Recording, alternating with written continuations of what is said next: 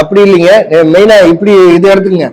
8 12 மீறினா 9. இது சம்பந்தப்பட்ட திசை புத்தி நடந்ததுன்னா அந்த கிரகங்கள் இந்த போல உபய வீடுகள்லயோ 6 அதாவது 8ஆம் இடத்துலயோ 9ஆம் இடத்துலயோ இருந்தா அவங்க வெளிநாட்டுல இருக்கிறீங்களான்னு கேளுங்க. இவங்க படிப்புக்கு சம்பந்தப்பட்டதுனால படிக்கிற வயசு, இளம் வயசு, அதனாலதான் இவர் படிப்பு வேலை அங்க அப்படின்னு சொன்னாங்க. அதாவது 8 12 9 சம்பந்தப்பட்ட திசை நடந்து அந்த திசாநாதன் உபய வீடுகளில் இருந்தாலும் இல்ல 8 12 இருந்தாலுமே அவங்க வெளிநாட்டுல தான் இருப்பாங்க.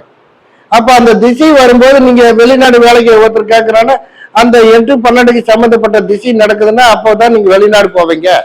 அந்த புத்தி சம்மந்தப்படும் போது அந்த புத்தியில தான் போவீங்க அப்படின்னு சொல்லுங்க. அதே போல இவருக்கு திருமணம் மட்டும் கொஞ்சம் பிரச்சனை கொடுக்கும். முதல் தாரம் பிரச்சனை கொடுக்கும். அந்த 7ஆம் அதிபதி 8க்கு போயிடுச்சு. புதனும் சொல்றக்கூடியது 8க்கு போயிடுச்சு. சுக்கிரன் உங்க பாஷையில சுக்கிரன் கலத்திர காரகன், அவனும் நீச்சமாகி போயிட்டான். அப்ப அவங்க முதல் தாரம் அங்க பிரச்சனை கொடுக்கும் அப்படின்னு எடுத்துங்க. அதனால அந்த காலகட்டத்துக்கு ஒரு பரிகாரமா பாத்துக்கலாம். சரி, இதுக்கு இந்த ஜாதகத்துக்கு சொல்லியாச்சுங்களா?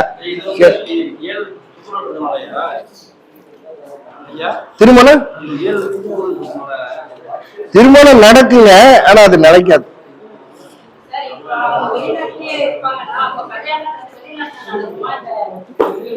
வெளிநாட்டுலதான் இந்த பையன் ஒரு பக்கமா ஒன் சைடா காதலிப்பான். 5 7 ராகி இருந்தா காதலை குறிக்கும். 5 காதல், 7 வரப்போற மனைவி காதலை குறிக்க. ஆனா அந்த 9க்கு சம்பந்தப்பட்ட திசை நடந்ததுன்னா அந்த கல்யாணத்தை கொடுத்துரும். அந்த வயசுல லேட்டா நீங்க 5 7 இருந்து சம்பந்தப்பட்ட அப்படியெல்லாம் இல்ல. இப்ப சாதாரணமா உங்க ஜாதகத்திலேயே 5ல ராகு இருந்தாவோ இல்ல 3 ராகு இருந்தா கூட ஒரு காதல் இருக்கு, ஒரு சின்ன வீடு மாதிரி செட்ட பொண்ணு இருக்கு. பொதுவா சொல்றேங்க நான், அதுதான் இப்ப எடுத்துட்டு இருக்கிறேன்.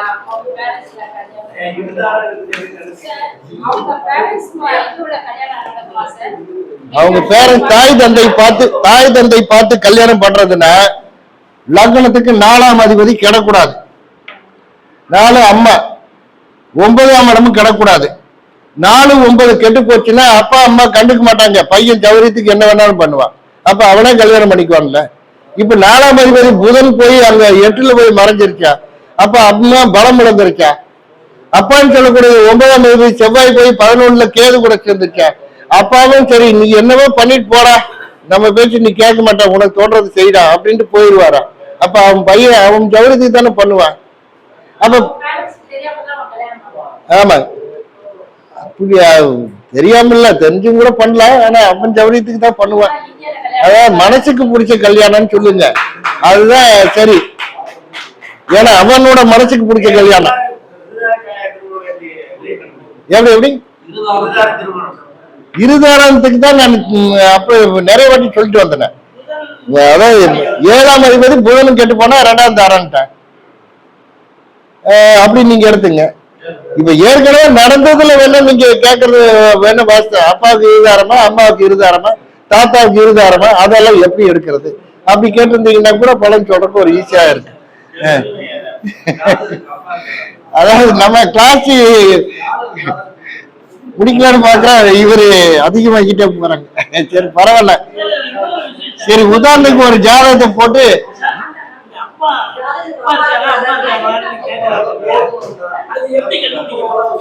சொல்றேன். இதுலயே சொல்றேன். இதுல செவ்வாய், சந்திரன், ராகு, சனி, குரு, கேது, புதன், சுக்கிரன், சூரியன். இப்ப இந்த ஜாதகத்துக்கு இது ஒரு ஆண் ஜாதகம்னு வச்சுங்க. இந்த ஜாதகருக்கு எப்படி நம்ம பலன் சொல்றோம் அப்படின்னா, இந்த லக்னத்துக்கு 7ஆம் அதிபதி போய் 8க்கு போயிடுச்சு. அப்ப இவருக்கு முதல் தாரம் நிலைக்காது அப்படின்னு சொல்லிடலாமா? புதனும் நீச்சமாயிடுச்சு, அப்ப முதல் தாரம் நிலைக்காது அப்படின்னு சொல்லிடலாமா? அதுதான் இல்ல. நான் என்ன சொல்லியிருக்கேன், 2 7 கிடக்கூடாது, 8ஆம் இடமும் கிடக்கூடாதுன்னு சொன்னேன். நீங்க அதை முதல்ல பாத்துங்க. அதனாலதான் அது எல்லாம் சொல்லிட்டு கடைசி எளிமையான பாயிண்ட்டுக்கு தான் நான் 7ஆம் அதிபதி புதன் சொன்னேன்.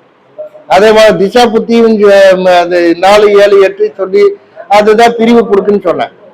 ஆனா இதுல பிரிவு தரல.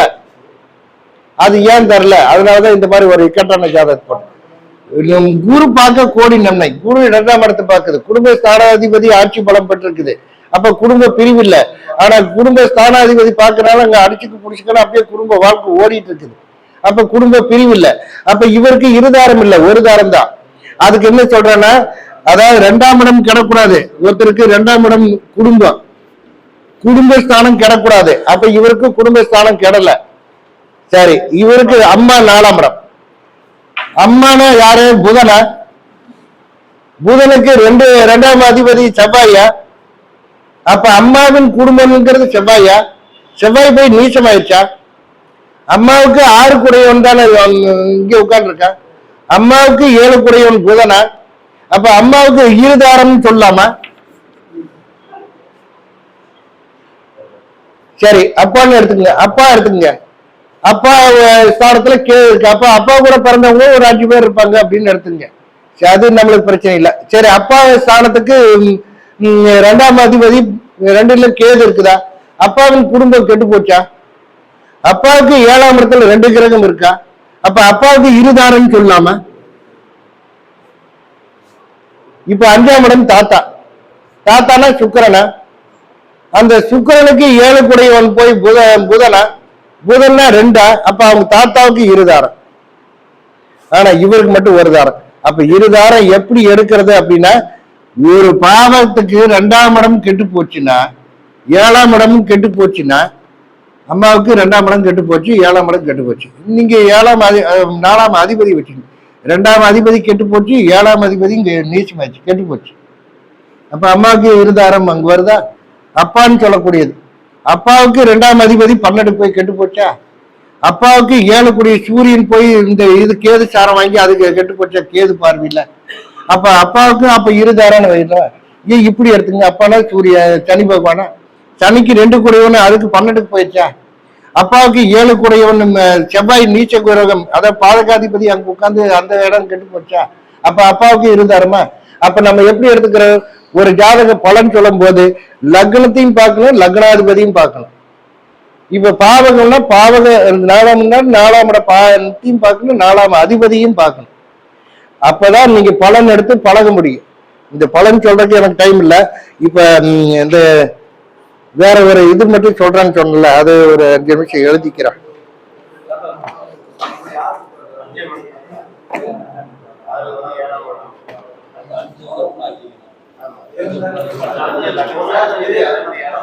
அடேடி, அந்த நோட்டு எடுத்து வரல, நான் அந்த மந்திரம் சொன்ன அந்த நோட்டு எடுத்து வரல. சரி,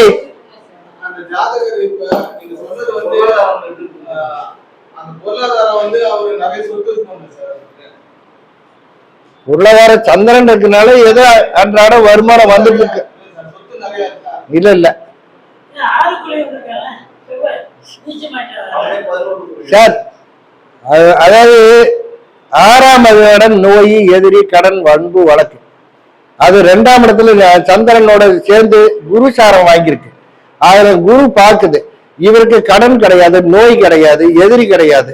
ஆனா பொருளாதாரம் பெரியச்சல்ல ஒண்ணும் இல்லை, தனக்கு தேவையான அளவுக்கு வாழ்க்கை ஓடிட்டு இருக்கு. ஆனா பொருளாதாரம் சந்திரன் 100கணக்கான பலன் சொல்லி இருக்கிற முதல்ல வாட்டுக்கு வருமானம் வந்துட்டு இருக்கு. எந்த பிரச்சனையும் இல்லை, நோய் இல்லை, எந்த ஒரு நோய் இல்லை. அவர் வாட்டுக்கு நிறைய பேர் சொல்லுவாங்க 6ஆம் அதிபதி 2க்கு வந்தா கடன் இருக்கு அப்படின்னு சொல்லுவாங்க. ஆனா இங்க 2ஆம் அதிபதி போய் 6ல இருக்குன்னா இவர் கடன் இல்லை, அது நீசா குருசார. அவர் கடனுங்கிறதே கிடையாது, அதே மாதிரி நோய்ங்கிறது கிடையாது அவருக்கு. அது அப்புறமா பாத்துக்கலாம். சரி, அது எப்படி எடுக்கிறதுன்னு உங்களுக்கு 2 விதத்துல விளக்கம் தந்துட்டேன். ரெக்கார்ட்ல வந்து அவங்க பாத்தீங்க. ஏன்னா இப்படி நீங்க பல ஜாதகங்களுக்கு நீங்க பாருங்க. இருந்தாலும் இப்ப சந்தேகத்துக்கு இப்படி அஞ்சாம் அதிபதி கூட 2 ஆண் கிரகம் சம்பந்தப்பட்டாலுமே அம்மாவுக்கு இருதாரமானு கேளுங்க. கேட்டீங்கன்னா அவங்க உண்டு இல்லைன்னு சொல்ல போறாங்க கிளைண்ட். அப்ப அது போல 10 பேர்கிட்ட கேட்கும்போது நீங்களே தெளிவாய்க்குவீங்க. இப்ப நானே ஜாதகம் படிக்க போகும்போது என்ன பண்ணேன், நிறைய குருமார் இருந்தாங்க, அவங்க எல்லாம் அடிப்படையை தான் சொல்லி தந்தாங்க. பலன் எடுக்கிறதுக்கு நான் இந்த திருமண தகவல் மையத்துல போய் இருந்தேன். அதாவது திருவள்ளுவர் தகவல் மையத்தில் நானும் ஒரு உறுப்பினராக இருந்தேன். நம்மளுக்கு நிறைய திருமணமாகாத ஜாதகங்கள்லாம் நிறைய வரும். அந்த ஜாதகத்தெல்லாம் எழுதி வச்சுட்டு அப்ப அந்த ஜாதகர் எத்தனை அந்த பயோடேட்டா அதுல போட்டிருப்பாங்கல்ல, எத்தனை டிகிரி வாங்கியிருக்கு, கூட பிறந்தவங்க எத்தனை பேரு, எந்த ஊர்ல இருக்காங்க, இதெல்லாம் வரும் இல்லையா, அதையெல்லாம் பார்த்து அப்படியே பிராக்டிஸ் பண்ணுவோம். அப்ப நம்மளுக்கு குருநாதர் அப்படின்னு சொன்னா இந்த திருமண தகவல் மையம் தான் சொல்ல போனாங்க. அந்த இதுல வச்சுதான் நான், ஏன்னா நம்மளுக்கு ஜாதகம் நான் புதுசா படிக்கும்போது யார் ஜாதகம் நம்மளுக்கு தராங்க?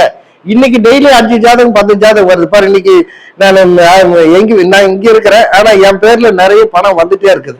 ஆனா ஜாதகம் சொல்றதுக்காக நமக்கு பணம் போட்டுட்டே இருக்கிறாங்க. ஐயா ஜாதகம் சொல்லுங்கன்னு நான் எதுவும் பேச முடியாம அட்டன் கூட பண்ணாம இருக்கிறேன். இது ராசி 9 கிரகம்,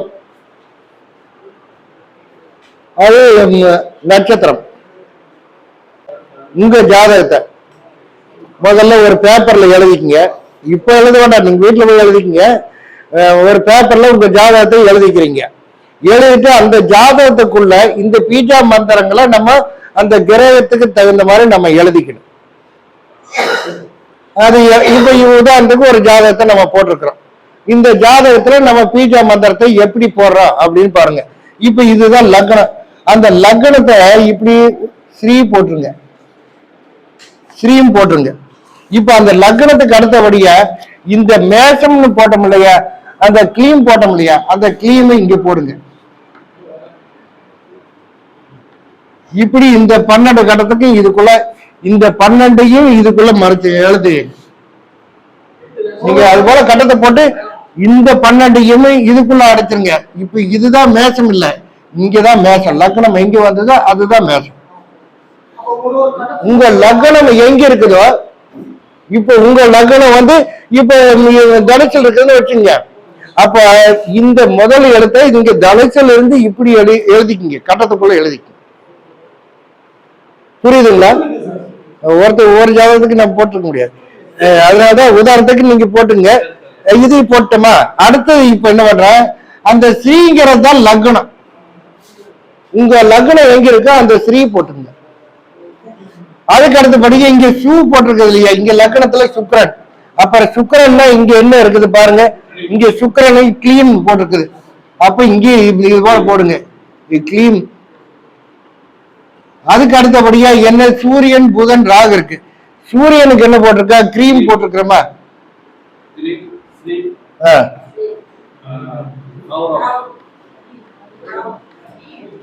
கிரீம் போடுங்க. அப்ப சூரியன் இல்ல, நம்ம பார்த்தாதான். புதன் வந்து ஸ்ரீ, அப்புறம் ராகு போட்டிருக்குமா,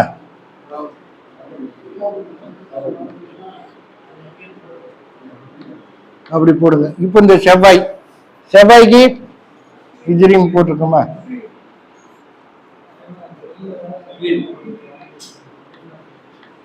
அதுக்கு அடுத்தது சனி குரு இருக்குதா,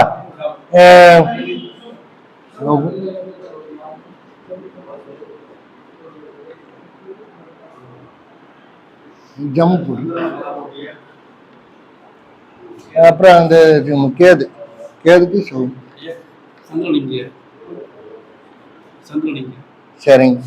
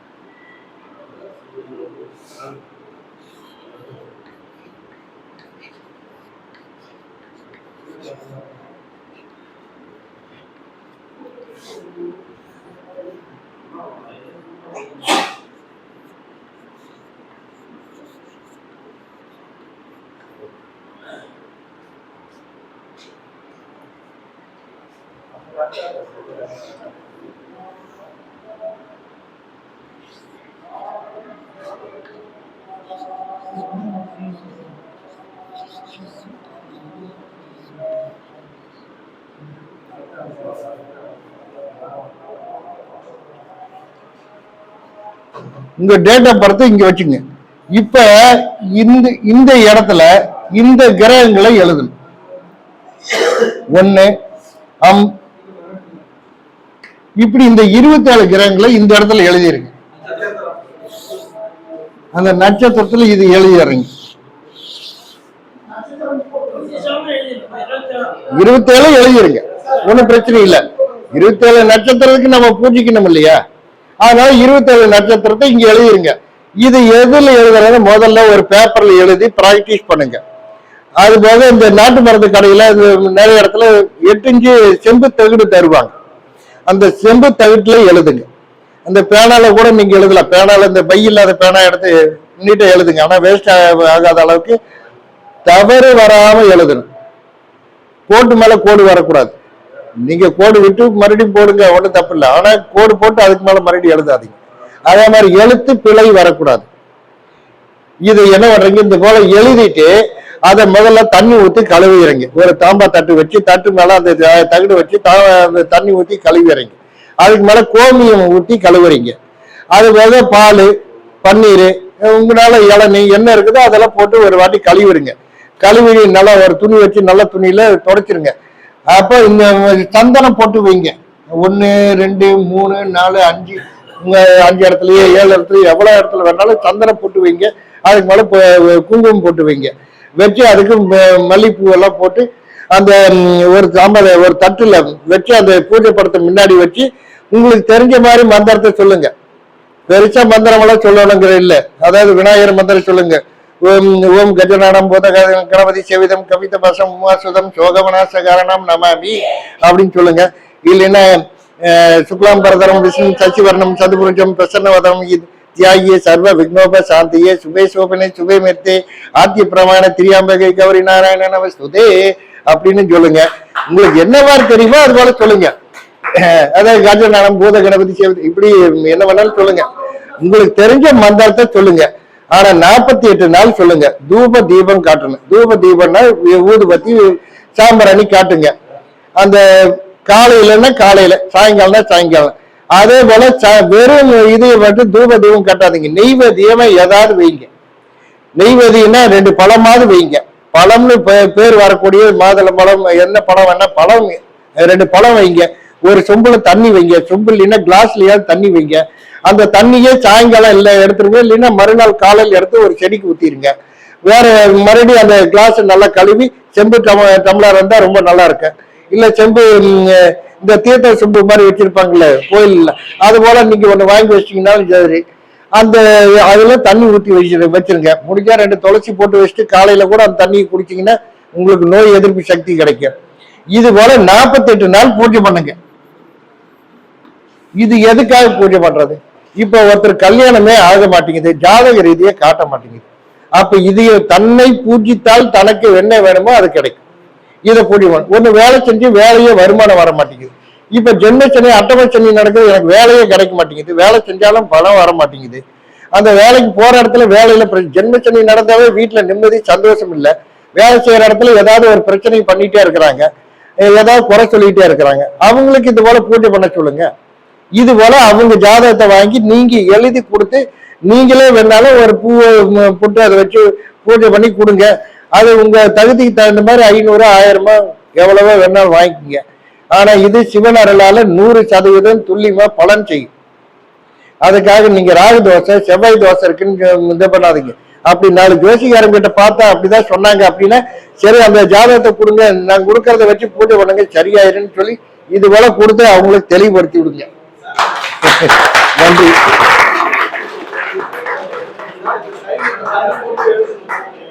எப்படி?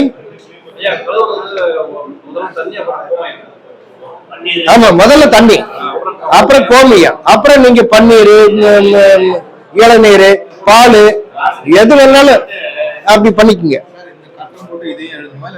இதைய நீங்க எழுதாதீங்க.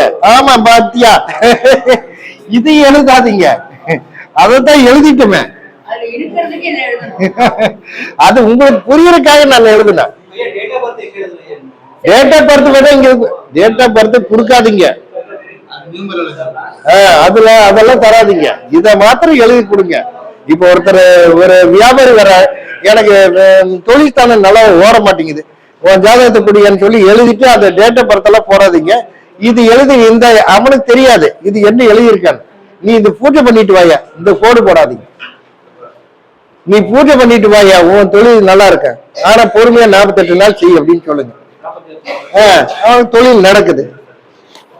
அப்ப மறுபடியும் உங்களை அடிக்கடி கூப்பிடுவான், அவனே 4 பேர்த்த ஜாயின் பண்ணி விடுவான். 48 நாள்.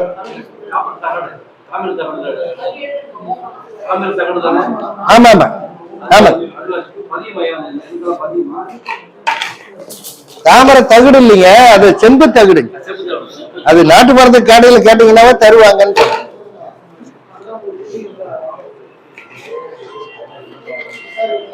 சரி, இன்றைய பாடம் எப்படி இருக்குன்னு சொல்லுங்க. அவங்க வந்து அதுல யாரோ ஒருத்தர் வந்து ஐயா கிளாஸ் எப்படி எடுத்தாரு அதை பத்தி ஒரு சில கருத்துகளையும், சரிங்களா, அதே மாதிரி இங்க வந்திருக்கவங்களும் ஒரு சில கருத்துகளையும் உங்க பேரு அறிமுகப்படுத்திக்கிட்டா சிறப்பா இருக்கும் அப்படின்னு நினைக்கிறேன். அந்த அடிப்படையில ராஜேஸ்வரி மேடம் வெளியே யாரு வந்துட்டு அங்க அனுப்பிவிட்டீங்களா?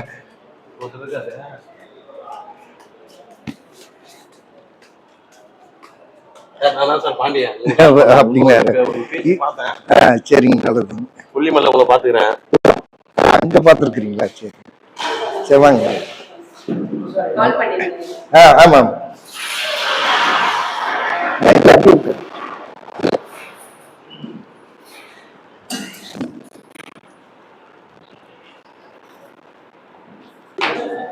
என் பேர் ராஜேஸ்வரி.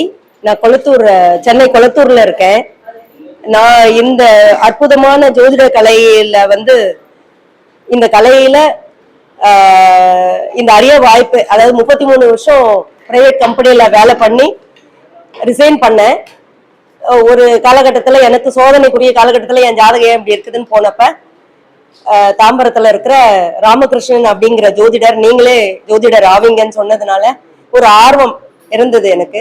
அதுக்கப்புறம் இந்த கலையை கத்துக்கிட்டேன்.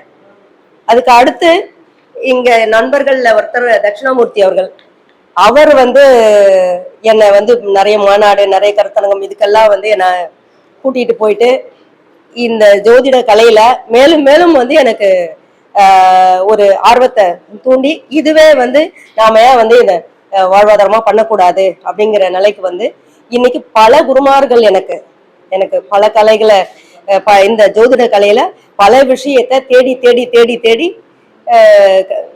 கத்துக்கிட்டு இருக்கேன். இன்னுமே படிச்சுக்கிட்டு இருக்கிறேன். இதுக்கு வந்து கரையே கிடையாது இல்லையா, இன்னும் தேடிக்கிட்டு இருக்கிறோம். அந்த மாதிரி நமக்கு வர ஜாதகங்கள் பாத்தீங்கன்னா நிறைய, எப்போ கல்யாணம், எப்போ வேலை கிடைக்கும், எப்போ குழந்தை பிறக்கும், இதை வச்சுதான் வருது நமக்கு இல்லைங்களா. எப்ப எந்த காலத்துல கல்யாணம் உங்களுக்கு நடக்கும் நம்ம கண்டுபிடிச்சிடறோம். இவங்களுக்கு வந்து திருமணம் நடந்தா பிரிவினை ஏற்படுதுன்றதெல்லாம் கண்டுபிடிச்சிடும். ஆனா அந்த கல்யாண காலம் எப்போ அப்படிங்கறத வந்து துல்லியமா அறியணும் அப்படிங்கறது நான் ரொம்ப நாளா இந்த கிளாஸ் எதிர்பார்த்துட்டு இருந்தேன். அப்பதான் வந்து நிறைய கருத்தரங்களை வந்து நம்ம ஐயா துரைசாமி ஐயா வந்து பேசினாரு. அதை கவனிச்சுட்டு சரி, இவரெல்லாம் வந்து பாரம்பரிய ஜோதிடர் இல்லைங்களா, இப்ப நாம் வந்து நல்ல படுத்த பழமா இருக்கிற ஜோதிடர்களை, ஏன்னா கட்டத்தை பார்த்தே நிறைய நுணுக்கங்களை சொல்லுவாங்க, அவங்க தேடிக்கிட்டு இருக்கிறதுனால எனக்கு வந்து அந்த ஐயாட்ட பேசினேன். இப்ப சென்னையில நீங்களே ஏற்பாடு பண்ணுங்கம்மா, நீங்க நான் வந்து சென்னையில எடுக்கிறேன்னாரு. அதுக்கப்புறம் பார்த்தா ஐயாவே வந்து இந்த கிளாஸை வந்து ஏற்பாடு பண்ணியிருந்தாரு. ரொம்ப சந்தோஷமா போச்சு. அதுக்கப்புறம் என்னுடைய நண்பர்கள் 6 பேர் இங்க வந்திருக்காங்க. 6 பேரையும் கூட கூட்டிட்டு வந்து, ஏன்னா நான் பெற்ற இன்பம் பெருகை வையகம் அந்த ஒரு விஷயத்துல அவர்கள் ஜோதிடர்கள், சக ஜோதிடர்களை அழைச்சிட்டு வந்திருக்கிறேன். ஸோ இப்ப அவர் ஐயா கொடுத்த கருத்துப்படி பாத்தீங்கன்னாக்கா, எப்ப திருமணம் காலம் வந்து ஒரு ஜாதகருக்கு நடக்க இருக்கு, அதுலயும் வந்து எந்த புத்தியில நடக்கும், எந்த திசையில, எந்த புத்தியில, எந்த அந்தரத்துல, இன்னும் சூட்சமமா போகணும்னா எந்த அந்தரத்துல அப்படின்னு எடுக்கலாம் அப்படின்றத சொல்லி கொடுத்துருக்கிறாரு. இனிமே நிறைய ஜாதகங்கள் ஆய்வு பண்ணணும், இனிமேதான் ஆய்வுல இறங்கணும். அடுத்து பாத்தீங்கன்னா குழந்தை வந்து எல்லாருமே வந்து 5ஆம் அதிபதி 3ஆம் அதிபதி, சாதாரண 3ஆம் அதிபதி பார்க்கணும் வீரியத்துக்கு, அடுத்து 5ஆம் அதிபதி பார்ப்பாங்க. பட் ஐயா வந்து தனியா ராகு லக்னபாவத்துக்கு சம்பந்தப்பட்டாக்கா அந்த நேரத்துல குழந்தை அப்படிங்கிறார், ராகுவை தான் சம்பந்தப்படுத்துறாரு. அதனால அது டிஃப்ரெண்டா இருந்தது, ரொம்ப யூஸ்ஃபுல்லா இருந்தது. அதுக்கு அடுத்தது வந்து நடுவுல வந்து ஒரு ஜாதகம் ஏன் இருதார யோகம் அந்த அமைப்புல இருக்கு அப்படிங்கிறதுக்கு வந்து சில சூட்சமங்களை சொல்லியிருக்கிறாரு, சில விதிகளை சொல்லியிருக்கிறாரு. அதெல்லாம் வந்து ஒரு ஜாதகத்துல பார்க்கும் போதே வந்து உங்களுக்கு வந்து முதல் திருமணம் வந்து பிரச்சனையை கொடுக்கும், 2வது திருமணம் செய்ய வேண்டி வரும் அப்படின்றத நம்ம பார்த்த உடனே சொல்லிடலாம். அந்த மாதிரி நிறைய சொல்லியிருக்காருங்க. அடுத்தது வந்து அவர் பரிகாரம் பெருசா ஒண்ணும் சொல்லலைன்னா கூட ஒரு தகடுக்கு ஏற்பாடு பண்ணி கொடுத்திருக்காரு.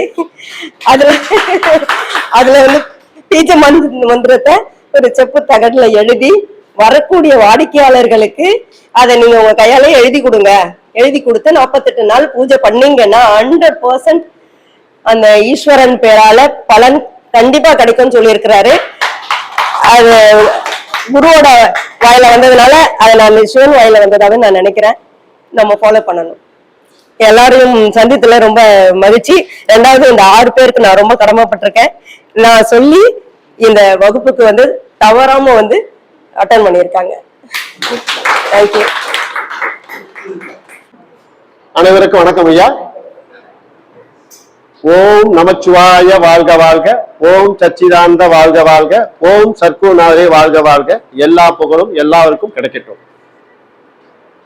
அதாவது இப்ப மேடம் வந்து சொன்னாங்க, இப்ப நம்ம என்ன செஞ்சோம், 5 பேர்த்தையும் பேச வைக்கணும்னு தான் ஐடியா பண்ணினேன். அவங்களே என்ன 6 பேர்த்து சார்பில் நானே பேசிடுறேன், 6 பேர்த்தையும் அறிவுப்படுத்திட்டு சொல்லிட்டு போயிட்டாங்க. இப்ப சிம்பிளா முடிஞ்சிருச்சா? 6 பேர் பேசி முடிச்சிட்டாங்களா? 6 பேரா பேசி முடிச்சிட்டாங்க. 6 பேர்த்துக்கு அந்த புகழ் போயிடுச்சா? இப்ப இல்லைன்னா ஒண்டி மட்டும் அவங்க மட்டும் பேசிட்டு 6 பேர்த்த அறிவுப்படுத்தாம இருந்தாங்கன்னா 6 பேர்த்துக்கு டைம் கொடுக்கணுமா? டைம் கொடுக்கணுமா இல்லையா? ஆனா கால சூழ்நிலை கருதி பிரபஞ்சமே அவங்கள்ட்ட கொடுத்து அந்த 6 பேர்த்து சொல்ல வச்சிருச்சா? அப்போ அவங்களுக்கும் கிடைச்சிருச்சு, அவங்களுக்கும் கிடைச்சிருச்சு. அந்த அடிப்படையில பிரபஞ்சத்துக்கு ஒரு நன்றி. உண்மையாலுமே நான் எல்லாத்தையும் பேச வைக்கணுங்கிறது என்னுடைய ஆசை. அதனால காலையில எல்லாத்தையும் ஒரு சில நேரத்தை எல்லாம் அறிவுப்படுத்திட்டோம். இவங்க லேட்டா ஒன்னால அறிவுப்படுத்த முடியாம இருந்துச்சு, அந்த குறையும் முடிஞ்சது. ஓகேவா? இப்போ நம்மளுடைய அடுத்த வகுப்பு என்ன சொன்னோம்னா கர்ண வகுப்புன்னு சொன்னோம். சரியா? அந்த கர்ண வகுப்பை ஒவ்வொருத்தருட்டையும் ஒவ்வொரு திறமை இருக்கு சார். யார் திறமையும் குறைச்சு மதிப்பிடக்கூடாது.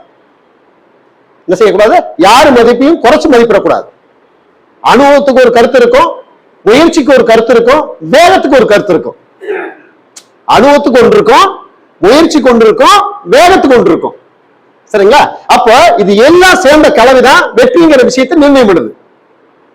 வெற்றி எதுக்குள்ள ஒழிஞ்சிருக்குது அப்படின்னா சண்டைக்குள்ளதான் ஒழிஞ்சிருக்குது. எதுக்குள்ள? போட்டிக்குள்ளதான் ஒழிஞ்சிருக்குது. பொறாமைக்குள்ள இல்லை. எதுக்குள்ள? பொறாமைக்குள்ள இல்லை. நீ பொறாமைனால ஒரு வெற்றி பெற்றினா அந்த வெற்றி உனக்கு நிலைக்காது. போட்டி இருந்து செஞ்சு பாருங்க. என்னை மாதிரி வரலாம், என்னை மாதிரி பேசலாம் நினைச்சினா அது பொறாமை. என்னை மாதிரி பேசணும்னு நினைச்சினா அது பொறாமை. சரியா? நானும் அந்த இடத்த பிடிக்கணும் அப்படின்னு நினைச்சினா அது போட்டி. நல்ல கஷ்டம் புரிஞ்சுக்க. என்னை மாதிரி பேசணும்னு நினைச்சா அதுக்கு எல்லாமே ஒத்துழைக்கணும், எல்லாமே ஒத்துழைக்கணும். அப்ப ஒரே மாதிரி காப்பிரைட்டா வந்துடும். எப்படிங்க? காப்பிரைட்டா வந்துருமா இல்லையா? ரெட்டவேட எம்ஜிஆர் படத்துல பார்க்கலாம். சரியா? அதே மாதிரி ஒரு வீட்டுல வந்து 5 பேர் ரெட்டையா இருந்தா எல்லாம் ஒரே மாதிரி இருந்தாங்கன்னா வாழ்க்கை வாழ்ற பிரச்சனை ஆயிருமா இல்லையா? சந்தோஷமா இருக்க முடியுமா? எவனா ஒருத்தர் அதுல ஒருத்தர் என்ன பெரிய தப்பு பண்ணிட்டு வந்திருப்பா, இன்னொருத்தரை பிடிச்சு கொண்டு குத்து குத்துவாங்க.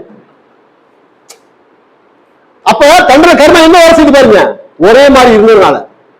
அப்பதான் நினைப்பான், ஏண்டா ஒரு மாதிரி என்ன பெத்த. எப்படி? அப்ப அந்த கஷ்டம் தெரியுமா இல்லையா? ஃபர்ஸ்ட் சந்தோஷம், சின்ன குழந்தைல சந்தோஷமா இருக்கும், எல்லாரும் ஒரே மாதிரி பிறந்திருக்கிறோம் அப்படின்னு சொல்லி மாதட்டி சொல்லிக்கலாம். அது வளர வளர வச்சு செய்யும், வளர வளர வச்சு செய்யும் அப்படின்னு அர்த்தம் உண்டு.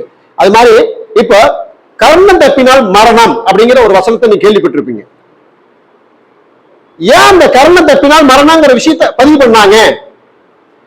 அப்படின்னா இந்த கர்ணங்கிறது யார் அப்படின்னா காற்றுன்னு அர்த்தம். கர்ணம்னா என்னங்க? காற்று. காற்று தப்பினால் மரணம். எப்படி? கர்ணங்கிறது என்னவா இருக்குன்னா காற்றா இருக்கணும். அப்ப கர்ணத்தின் கதாநாயகன் யாரு? சனி பகவான். அவர் என்ன தத்துவம்? காற்று தத்துவம். இப்ப ஆயுள்காரர்கள் யாரு? சனி பகவான். அப்போ மரணங்கிறது எங்க வருது? ஆயுளுக்கு தானே வருது. அப்ப கர்ணத்தின் கதாநாயகன் யாரு? சனி பகவான். ஆயுளுக்கு கதாநாயகன் யாரு? சனி பகவான். காற்றுக்கு கதாநாயகன் யாரு? சனி பகவான். அப்போ ஏன் கர்ண தப்பினால் மரணம் சொன்னாங்க? புரியப்ப உங்களுக்கு? காற்று தப்பினால் மரணம். சரியா? காற்றுங்கிறது என்ன? நம்ம சுவாசம். சரிங்களா? அப்போ காயமே பொய்யடா, வெறும் காற்றழைத்த பையடா. எப்படி? காயமே பொய்யடா, இந்த உடம்பு பூரா வெறும் பொய். இந்த உடம்புக்குள்ள போயிட்டு இருக்க காத்துனாலதான் நம்ம இங்க உட்கார்ந்து சுவாசம் பண்ணி என்ன செஞ்சுட்டு இருக்கோம்? அடுத்த கருத்துக்கு அப்டேட் பண்றோம். அப்ப யார் இந்த விஷயத்தை செய்யறா? காற்று. அந்த காற்றத்தான் சூட்சமா ஜோதிடத்துல கர்ணம்னு சொல்லி வச்சான். கர்ணம் தப்பினால் மரணம். அப்ப கர்ணத்துக்கு 3 சொல்லி, மரணத்துக்கு 3 சொல்லி. நல்ல புரிஞ்சு. அதான் கர்ணம், திருமணம், அது இல்ல திருமணம் அதுக்குள்ளதான் இருக்குது. அப்போ இது என்ன? அதுக்கான ஒரு ரவுண்ட் இருக்குது. திருமணத்திலையும் நீ கர்ணம் பார்க்காம விலங்கு பார்க்காம செஞ்சினா திருமணம் மரணத்துல போய் முடியும். சரியா? அப்போ கர்ணம் ஒன்னா இருந்து திருமணம் பண்ணினால் குழந்தையினாலும் சரி அவங்க சந்தோஷமா வாழ்வான்னு அர்த்தம். எப்படிங்க? கர்ணம் ஒன்னா இருந்து. இப்போ ஒரு கர்ணம் எடுத்துக்கிறோம் வச்சுக்கோ. பாவகர்ணம் அப்படி நினைச்சிட்டீங்கன்னா, பாலகர்ணம் நினைச்சிட்டீங்கன்னா, கௌரவகர்ணம் நினைச்சிட்டீங்கன்னா, கர்ணம் ஒத்துமையா இருந்தா மரணம் ஒத்துமையா போய் முடியும் அப்படின்னு அர்த்தம் உண்டு. மரணம் வரைக்கும் ஒத்துமையா இருப்பாங்கன்னு அர்த்தம். நட்பா இருப்பாங்கன்னு அர்த்தம். நல்லா பெஸ்ட் புரிஞ்சுங்க. அதுக்கப்புறம் நீ குழந்தை பாக்கி இருக்குதா, மற்ற விஷயங்களுக்கு செக் பண்ணுமா, அதெல்லாம் நீ கர்ணத்தை வச்சு கண்டுபிடிக்கலாம். காரணம் எதுக்கு தேவைப்படுது அப்படின்னா தொழிலுக்கும் ஆயுளுக்கும் தான். ஒரு மனுஷனுடைய தொழிலுக்கும் ஆயுளுக்கும் தான் கர்ணம் தேவைப்படுது. நல்ல பெஸ்ட் புரிஞ்சுங்க. இப்ப அந்த 11 கர்ணம் இருக்கு இல்லைங்க, இந்த 11 கர்ணத்தை நம்ம என்ன செஞ்சிருக்கோம்? அந்த 11 கர்ணத்துக்கு பரிகாரமா ஒரு பொருளை கொடுப்பாங்க. இந்த 11 கர்ணம் எந்த பழத்துக்குள்ள ஒரு சூட்சமா உள்ள போய் வேண்டி இருக்குது பாருங்க. ஆரஞ்சு பழம். ஆரஞ்சு பழம் இருக்கலாம். ஆரஞ்சு எத்தனை? 11. ஆரஞ்சு குட்டத்துல 11. அந்த ஆரஞ்சு பழத்துல ஒவ்வொரு அடுக்கும் 11 அடுக்கு உள்ள இருக்குது. அந்த ஒவ்வொரு அடுக்கும் ஒவ்வொரு கர்ணம். நல்ல பெஸ்ட் புரிஞ்சுங்க. அப்ப இந்த ஆரஞ்சு பழம் எது பண்ணி கொடுப்பாங்க? நோய்வாய்ப்பட்டாவோ உடம்புக்கு எனர்ஜி வேணுமாவோ மிக அற்புதமான பழம் ஆரஞ்சு பழம். ஆயுள் குறைவா இருக்குது, 1000 வயசுல இருக்காங்க, அவங்க தெம்பு கொடுக்கணும்னா எந்த பழத்தை ஃபர்ஸ்ட் எடுத்து கொடுப்பாங்க? ஆரஞ்சு பழம். ஆப்பிள் பழம் அல்ல. ஆரஞ்சு ஜூஸ் போட்டு கொடுப்பாங்க. அது ஆயில காப்பாத்துறதுக்காக கொடுக்குறாங்க. அப்ப அந்த ஆயில காப்பாத்துறதுக்காக பவர் அதுக்குள்ள இருக்கணுங்க. அப்ப 11 கர்ணங்கள் உள்ள இருக்க பொருளை பழத்தை கொடு, அவன் ஆயில இருந்து தப்பிச்சு வருவான்னு அர்த்தம். ஆபத்துல இருந்து தப்பிச்சு வருவான் அப்படிங்கிற விதியை அங்குள்ள கொடுத்துருக்காங்க. சரிங்களா? இன்னைக்கு ஓடுற கர்ணம் என்ன கர்ணம் பாருங்க, பிரபஞ்சமா ஒப்படைச்சிருக்குது. இன்னைக்கு ஓடுற கர்ணம் கரசை கர்ணங்க. என்ன கர்ணங்க? கரசை கர்ணம். கரசை கர்ணத்துக்கு அதிபதி யார் அப்படின்னு பாத்தீங்கன்னா குரு பகவானும் சந்திர பகவானும். இப்ப இந்த கருத்தை நடத்துற இடம் என்னங்க? வள்ளுவர் குருகுல மேல்நிலை பள்ளி.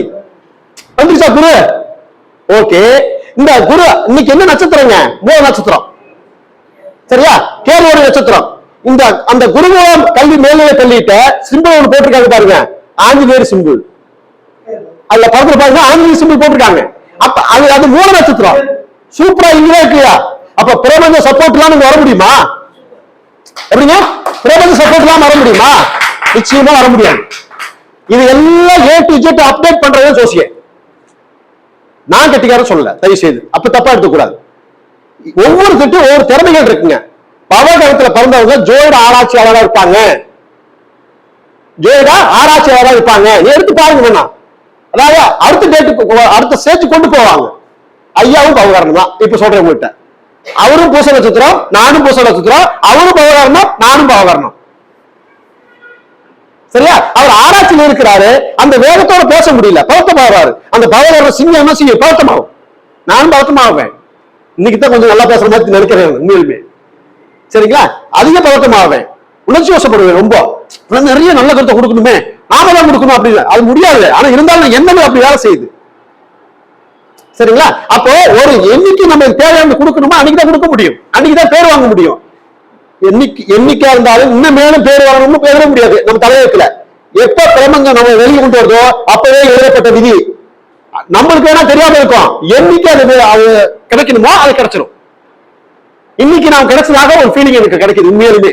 இந்த சென்னையில கருத்தரங்க நடத்தி வகுப்பு நடத்தி முதல் வகுப்பாக நான் ஒரு ஆசிரியர், சொல்ல போனா maths teacher, MSc maths teacher நானு.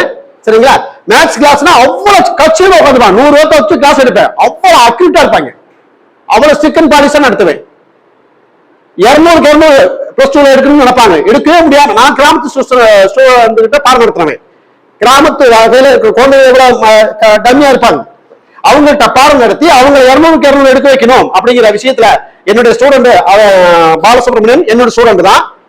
Plus 2 student, 10th student. அவன் இன்னி அளவுக்கு என்னோட கூட பயணிக்கிறான். அவன் இல்லைன்னா இந்த அளவுக்கு இந்த வேலையை செய்ய முடியாது.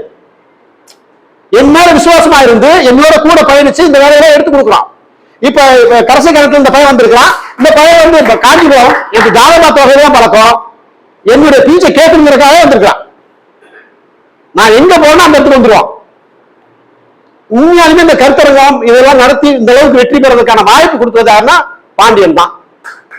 ஏன்னா அவர் மூலம் இல்லைன்னா சார் உங்களோட திறமை நிறைய இருக்கு, உங்களுடைய நல்ல வீடியோலாம் லாக் பண்ணிட்டாங்க, நீங்க ஒரு கருத்தரங்க வைங்க, நீங்க உங்களுக்கு நான் என்ன சப்போர்ட் பண்ணேன் என்னால முடியும் சப்போர்ட் பண்றேன் அப்படின்னா அதே மாதிரி பண்ணி கொடுத்தாப்ப நல்லா இன்னைக்கு போயிட்டு இருக்கு.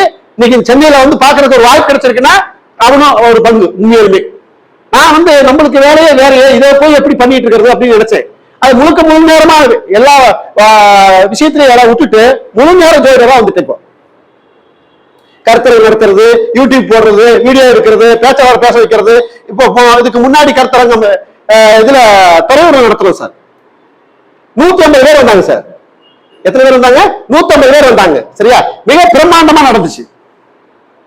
சரிங்களா, அப்போ அடுத்த அப்டேட் போறதுக்கான 100 பேர் வந்து ஒருத்தர் விசால் டிஎன் விசால் ஒருத்தர் இந்த யூடியூப்ல வேற பாத்திருப்பீங்க. அவர் டிஎன்ஏ ஜோதிடர், அவர் வந்திருந்தார். ஆமா ஆமா. அப்போ அவர் வந்து என்ன சார் நீங்க சென்னையில ஒரு வாய்ப்பு நடத்துங்களே அப்படிங்கிற ஒரு வாய்ப்பு கொடுத்தாங்க. அப்ப பிரபஞ்சம் எப்படி கூட்டி போகுது பாருங்க நம்மளைய. சரிங்களா, இப்ப இந்த இடத்துக்கு அதே மாதிரி ஐயாவை என்ன செஞ்சாரு, என்னை கேட்காமலே அவரு கிளாஸ் போடுறதுக்காக மேடையில் அறிவிச்சிட்டாரு. அறிவிச்சதுக்கு அப்புறம் நம்ம என்ன செய்ய, நான் கருத்தரங்க தான் இங்க 23ஆம் தேதி கருத்தரங்க வைக்கிறாங்க இங்க வந்து பாத்துட்டு போயிருந்தேன். அவரு என்னை கேட்காமலே நான் பேசிட்டு இருந்தோம். அவர் எப்படி செஞ்சா மேடையில பேசிட்டார், மேடையில சொல்லிட்டாரு, நானும் ரவி ஜெயக்குமார் ஐயாவும் சென்னையில கிளாஸ் நடத்தலான்னு இருக்கிறோம், நீங்க வாய்ப்பு இருந்தா எல்லாமே அங்க சப்போர்ட் பண்ணுங்க நடத்துறோம் அப்படின்னு சொல்லிட்டாங்க. சொன்னதுக்கு அப்புறம் என்ன பண்றது, இவரு தேதி சொல்லாம நடத்துறோம்னு சொல்லிட்டாங்க. அப்புறம் சரி ரைட் 23ஆம் தேதி கிளாஸ் வச்சுக்கிட்டோம்னா 7ஆம் தேதி கருத்தரங்க வச்சுக்கலாம் அப்படின்னு சொல்லி வந்து மறுபடியும் போன வாரத்துல வந்துதான் இங்க பதிவு பண்ணிட்டு போனாங்க. 7ஆம் தேதி கருத்தரங்க வச்சுக்கிறோம் மேடம், 23ஆம் தேதி வகுப்பு வச்சுக்கிறோம் நாங்க அப்படின்னு சொல்லி பேசி முடிவு எடுத்துட்டு போனோம். ஆனால் அத எல்லாமே நம்ம பிரபஞ்ச முடிவாதான் நான் எதிர்பார்ப்பேன். நாம ஒரு வெளியே போறோம், முள்ளு கிடக்குது அப்படின்னா நம்ம கீழே குடிய வேண்டிய நேரம் இருக்கு அப்படின்னு அர்த்தம். குடிச்சோம்னா என்ன அர்த்தம், அடுத்தவங்க மதிக்கிறதுன்னு அர்த்தம். ஆட்டோமேட்டிக்கா அந்த மரியாதைக்கு தகுந்த வாய்ப்பு கிடைச்சு இன்னைக்கு வந்து இந்த அளவுக்கு இருக்கிறோம். அதே மாதிரி உங்கள்கிட்ட கேட்டுக்கிற ஒரே விஷயம் என்ன கேட்டா, கருத்தரங்கம் 7ஆம் தேதி டிசம்பர் 7ஆம் தேதி ஞாயிற்றுக்கிழமை இதே ஞாயிற்றுக்கிழமை தான் வச்சிருக்கிறோம். சரிங்களா, அனைவரும் வந்தீங்கன்னா ரொம்ப சிறப்பா இருக்கும் அப்படிங்கிற என்னுடைய ஆழ்மான கருத்தை தெரிஞ்சுக்கிறேன். அதுவும் இல்லாம அன்னைக்குதான் உங்களுக்கு சீல்டு கொடுக்கப்படும் அப்படிங்கறத நான் தெரியப்படுத்துறேன். கண்டிப்பாலுமே அதுக்காக சீல்டுக்காக உங்க வரணும்னு நான் சொல்லல, உங்களை மதிக்கணுங்கிறதுக்காக சீல்டு கொடுக்குறேன். நீங்களே என் வீட்டுல ஒருத்தரா இருக்கணுங்கிறதுக்காக சீல்டு கொடுக்குறேன். உங்க சீல்டை பார்க்கும்போது ரவி ஜெயக்குமார் ஐயாவுடைய ஞாபகமா துரைசாமி ஐயாவுடைய ஞாபகமா வருமா இல்லைங்களா? நிச்சயமா வரும். எல்லாரும் வாழ்க்கையிலும் யார் மேடையில பேசணுமோ அவங்கதான் பேச முடியும் அப்படின்னு ஐயா எல்லாருக்குமா சொன்னாங்க. சரிங்களா, அதுதான் அந்த வயசுல அவருக்கு கிடைக்கிற யதார்த்தம். நல்லா பெஸ்ட் புரிஞ்சு இது. அதே மாதிரி யார் மேலும் புறாமப்படாதீங்க. நீங்களும் என்னை மாதிரி ஒரு நாள் வந்து பேசுவீங்களா அப்படிங்கறதுக்காகத்தான் நான் மேடையை அமைச்சு ஒவ்வொரு ஊர்லயும் நடத்திட்டு இருக்கிறேன். சென்னையில வந்து நடத்தணும், எவ்வளவு பொருள் செலவு, எவ்வளவு போட்டி, எவ்வளவு பொறாமை, அதுக்கு இடையில எவ்வளவு நடத்தணும். ஏன்னா இப்ப அங்க எல்லாமே பொறாமையாள ஆயிட்டாங்க. வெளியில வந்தா நண்பர்கள் இருப்பாங்களே அப்படிங்கிறதுக்காக நான் ஓடியாந்துட்டேன் வெளியே. இதான் உண்மை. சரிங்களா, அப்ப அங்க எல்லாருமே நடத்திட்டு இருக்காங்க, பெரிய பெரிய ஆளு நடத்திட்டு இருக்காங்க. சரிங்களா, அங்க பொறாமை அதிகமாகி போச்சு. அந்த தீக்குள்ள நான் பொறாமை தீக்குள் நாம ஏன் இருக்கணும் அப்படிங்கறதுனால பிரபஞ்சம் நீ வெளியே போ, உன்னால ஜெயிக்க முடியும் அப்படின்னு அனுப்புது. சரியா, அது நான் வந்தேன், புது மணிகளை பார்த்தேன். இன்னைக்கு இதுக்கு முன்னாடி ஒரு நம்பிக்கை இருந்துச்சு, இன்னைக்கு கிடைச்ச நம்பிக்கையை எந்த விதத்திலும் மறக்க முடியாது. நல்ல பெஸ்ட் புரிஞ்சுக்கும். ஏன்னா சுத்தி வர மழை, இங்க சென்னை மட்டும் மழை இல்லை. சரிங்களா, அப்ப இப்படி ஒரு கரசை கரணம் நட்சத்திரம் மூல நட்சத்திரம்னு சொன்னோம் சரிங்களா. அப்ப அந்த அனுமதியோட ஒரு பள்ளிக்கூடத்துல நடத்துறோம் சரிங்களா. அந்த 4ஆம் பாகம் அந்த கரசை கரணம் எத்தனாம் பாகமா இயங்கும் அப்படின்னா 4ஆம் பாகமா இயங்கும். எத்தனாம் பாகமா இயங்குங்க? ஒவ்வொரு கரணத்துக்கும் ஒவ்வொரு பாகம் இயங்குங்க. நான் பாவத்தை சொல்லிதான் பழக்கம், அதை நிறைய பாவம் பார்க்காம இருக்காங்க. நான் கரசை கரணம் எத்தனாம் பாகமா இயங்கும்? 4ஆம் பாகமா இயங்கும். ஏன்னா குரு சந்திரன், சந்திரன் ஆட்சி ஆகிறது எத்தனாம் வீடு? 4ஆம் வீடு. குரு உச்சமாகிறது எந்த வீடு? 4ஆம் வீடு சரிங்களா. கடகத்து வீட்டுல தானே உச்சமாகுது, நீர் வீட்டுல தானே உச்சமாகுது. அப்போ நீர் வீட்டுல சந்திரனும் இருக்கு, குருவும் இருக்கிறார். அப்ப குரு சந்திரன் அப்படிங்கிற குருச்சந்திர யோகம் சொல்லுவோம் இல்லைங்க, கெஜகேசல் யோகம் சொல்லுவோமா இல்லையா? கெஜகேசல் யோகம் கேள்விப்பட்டிருக்கீங்களா இல்லைங்களா? அப்ப அதுக்கு யாருங்க? குருச்சந்திரன் தான்.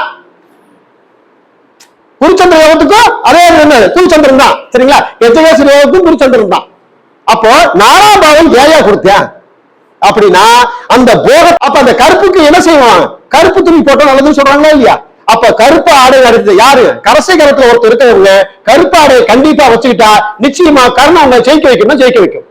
ஒரு தத்ரூபமா கர்ணம் இயங்கிட்டு இருக்கும் சரிங்களா. அப்போ இதுல ஏன் 4 வந்துச்சு கவனிச்சிக்கல? என்னைக்காவது ஆராய்ச்சி பண்ணி பாத்தீங்களா? ராகுனா கருப்புன்னு இருப்பான். ராகுனா என்னங்க? கருப்புன்னு அர்த்தம். அதனால கரசை கருத்துல யார் வந்தாலும் அவங்களுக்கு ராகு பகவானுடைய சப்போர்ட் இருக்கும்னு அர்த்தம் இல்லைங்களா? ராகு பகவானுடைய சப்போர்ட் உறுதியா இருக்கும் அப்படிங்கிற அர்த்தம். 4ஆம் நம்பர்ல பிறந்தவங்களுக்கு ராகு பகவான் சப்போர்ட் இருக்கும், 1ஆம் நம்பர்ல பிறந்தவங்களுக்கு ராகு பகவான் சப்போர்ட் இருக்கும். 1க்கு 4க்கு என்ன சார் டிஃபரன்ஸ்? 1க்கு வசிய நம்பர் 4 நம்பர், 1க்கு வசிய நம்பர் 4 நம்பர். லக்கணத்துக்கு கேந்திரம் எது? 4 தானே. லக்கணத்துக்கு கேந்திரம் 4 தானே.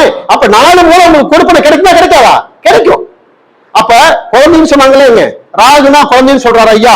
அப்ப 2 பேரும் சேர்ந்தாலும் அதுக்கு அதிபதி ராகு பகவான் எந்த கட்டத்துக்கு அதிபதி? இல்லை. எந்த வீட்டுக்கு அதிபதி? 5க்கு அதிபதி. பூர்வ புண்ணிய ஸ்தானம் 5வது வீடு சொல்றோம்ல, அந்த பூர்வ புண்ணிய கதாநாயகனா இருங்க ராகு பகவான். பூர்வ புண்ணியாதிபதி யாருங்க? ராகு பகவான் சரிங்களா. அப்ப அந்த ராகு எதுக்கு? குழந்தைக்கு அதிபதியா வர்றாரு. அப்ப குழந்தையும் தெய்வமும் ஒண்ணுன்னு சொல்லுவாங்களா? அப்ப குழந்தையும் அங்கதான் இருக்குது, தெய்வமும் அங்கதான் இருக்குது. எங்க? 5ல. அப்ப குழந்தைங்கிறது குரு பிரிச்சுக்கலாம் வேண்டா. அப்ப தெய்வங்கிறது யாருங்க? ராகு. நல்லா வச்சு பிரிச்சுக்க. அதாவது என்ன சொல்லுவாங்க? குலதெய்வம். அப்ப குலதெய்வம் எத்தனாம் இடம்? 5ஆம் இடம். அதுதான் குழந்தையும் தெய்வமும் ஒண்ணுயா அப்படின்னு சொன்னான். எப்படிங்க? குழந்தையும் தெய்வமும் ஒண்ணு அப்படிங்கிற ஒரு அற்புதமான கருத்தை பதிவு பண்ணி வச்சான். அதனால அந்த 5ஆம் இடத்துல அதிக கிரகங்கள் சூன்யமாகும். எத்தனை திதி சூன்யமாகும்? 5 திதி சூன்யம். என்னென்ன திதி சூன்யமாகும்? இன்னைக்கு ஓர திதி என்ன திதி? திருவிய திதி. திருவிய திதி எந்த இடத்துல சூன்யமாகும்? சூரிய பகவானும் அதாவது சிம்ம ராசியும் மகர ராசியும். ஓகேவா? அப்ப திதி இன்னைக்கு ஓர திதி என்ன திதிங்க? திருவிய திதி. திருவிய திதி கதாநாயகன் யாருங்க? செவ்வாய். திருவிதி கதாநாயகன் யாருங்க? செவ்வாய். செவ்வாய் இல்லாம திருவிதி வேலை செய்யாது. அந்த அனுமதி இல்லாம நான் பேச முடியாது சரிங்களா. நான் பவனத்துல பிறந்திருக்கிறனால 1ஆம் நம்பர்லயும் பிறந்திருக்கிறேன். 1ஆம் நம்பர் ஆக்டிவ்ல எது செயல்படுங்க? சூரியன் செயல்படுவா. திருவிதியில எது செயல்படுதுங்க? சூரிய பகவான் சனி பகவான் செயல்படுது. ஆனால் அதுல கதாநாயகன் யாருங்க? செவ்வாய். அதாவது எப்படி சொல்றேன் அப்படின்னா பிரதம திதி அப்படின்னா யாருங்க? சூரியன். பிரதம திதினா யாருங்க? சூரியன். வாரத்தின் நாட்களை திதிக்கு நாள்களா போட்டு அமைப்பு பண்ணி பாருங்க, அதுதான் கதாநாயகன். அப்போ டிஎன்ஏ எடுத்துக்கலாம், திதிக்கு எடுத்துக்கலாம், கர்மத்துக்கு எடுத்துக்கலாம், அதிபதியா போட்டாங்க. அப்படித்தான் பலன் அமைச்சிருக்காங்க சரிங்களா. அப்போ அந்த இடத்துல பிரதம திதினா சூரியன் கதாநாயகன். அடுத்தது திரிய திதினா யார் கதாநாயகன்? சந்திர பகவான். திரிய திதினா யார் கதாநாயகன்? செவ்வாய் பகவான். நம்ம விவரம் வச்சுக்குவோம், அப்புறம் அடுத்ததுல பாத்துக்குவோம். இப்ப செவ்வாய் கதாநாயகனா வராங்க. அப்ப அந்த செவ்வாய்ங்கிற வேகத்துல இருக்கிற நம்ம பேசுறதுக்கான வாய்ப்பு கிடைக்குது சரியா. நாம எங்க பேச முடியாம போயிருமோ அப்படின்னு நினைச்சேன். இருந்தாலும் நாம சொல்ல வேண்டிய விஷயத்த சொல்லிட்டாதான் அடுத்த கிளாஸுக்கான அப்டேட் பண்ண முடியும். நாம கிளாஸ் எடுக்கிறப்ப முழுசா கொடுக்க போறோம், அது வேற விஷயம். நாம ஒரு அறிவுப்படுத்துறதுக்காக போனஸ் ஓட்டுன்னு போட்டுருது.